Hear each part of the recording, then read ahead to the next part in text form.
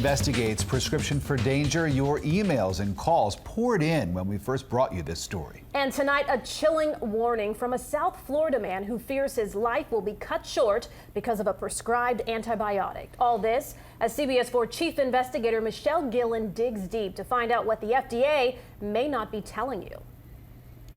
In your opinion, what does having taken Levaquin, how has that affected your life? It has destroyed it, completely destroyed it. As you can see, it killed my teeth. It has destroyed my jaw, so I cannot have any oral surgery to repair it. It has dissolved my tendons and connective tissue, and my muscles are actually decaying. And my prognosis is very dim. 60-year-old Joseph King of North Miami says his life changed and he believes could end prematurely because of what he considers to be a toxic poisoning by the antibiotic Levaquin.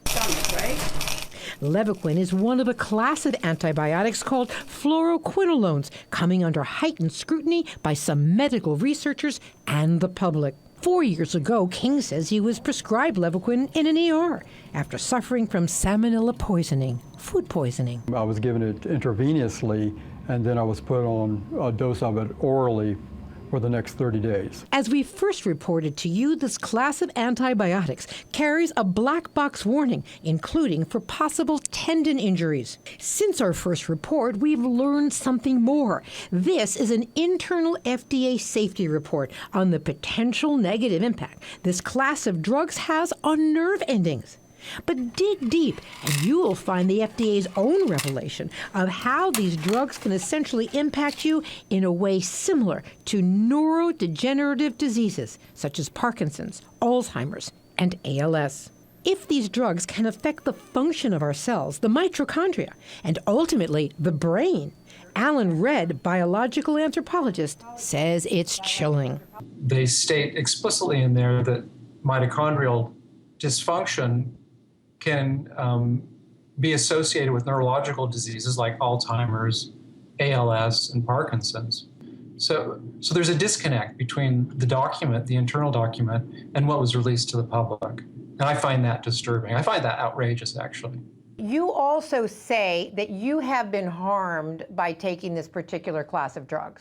Redd says he was damaged by taking this class of antibiotics 5 years ago. He says he suffered a number of side effects, and they have not resolved completely. Meanwhile, Redd is pushing for more transparency from the FDA regarding its own findings, joining supporters of a citizen's petition filed with the FDA last June. Come clean and tell the public and the physicians that this class of drugs, as you've noted in your document, has the potential to damage mitochondria, cause dysfunction, and potentially increase your probability of getting neurological diseases. Joe King agrees. Michelle, not only is the public not aware of this, the doctors are not aware of it either.